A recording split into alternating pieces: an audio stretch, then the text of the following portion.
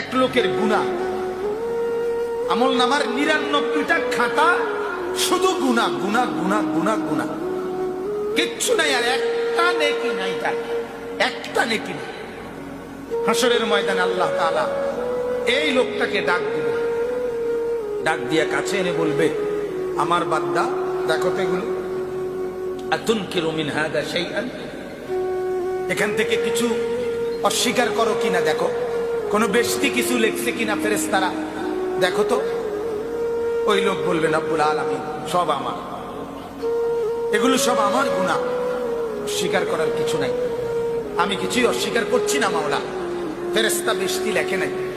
আল্লাহ তাআলা বলবেন, আমার বান্দা নাজাতের কোনো আশা করো না।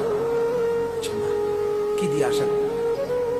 আল্লাহ তাআলা কুদরতি ভাবে চিরকুট কাগজের টুকরা, আল্লাহর কুদরতে এরকম একটা ছোট্ট কাগজের টুকরা আল্লাহ তাআলা ওই বান্দার হাতে দিয়া বলবে, আমার কাছে তোমার একটা ছোট্ট নেকি জমা আছে, এটা আমি আলগা রাখছিলাম, ভাবছিলাম আর কি বেশি আটকাইয়া গেলে দিন তোমারে, এখন তো দেখছি তুমি বেশি আটকাইয়া গেছো, তবে এটা নেও, এটা নিয়া যেই পাল্লির মধ্যে ৯৯টা খাতা রাখছে গুনার, আর একটা পাল্লি তো খালি, কিচ্ছু নাই তোমার, এটা নিয়ে রাখো। ৯৯টা এত বড় খাতা, আর এটা কাগজ কুদ্দুর ধরাই দিলা।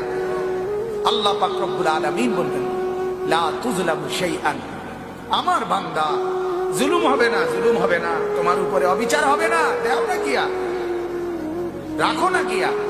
ফাতুদাউল বিতাকা, আল্লাহ নবী বলেন, ওই লোক তখন এই ছোট্ট কাগজটা খালি পাল্লিটার মধ্যে রাখবে, ফাতাশাতিস সিজিল্লাত ওয়া সাকুলাতিল বিতাকা, আল্লাহ নবী বলেন ৯৯টা খাতার মোকাবেলায় এই ছোট্ট কাগজের পাল্লি ভারী হয়ে যাবে।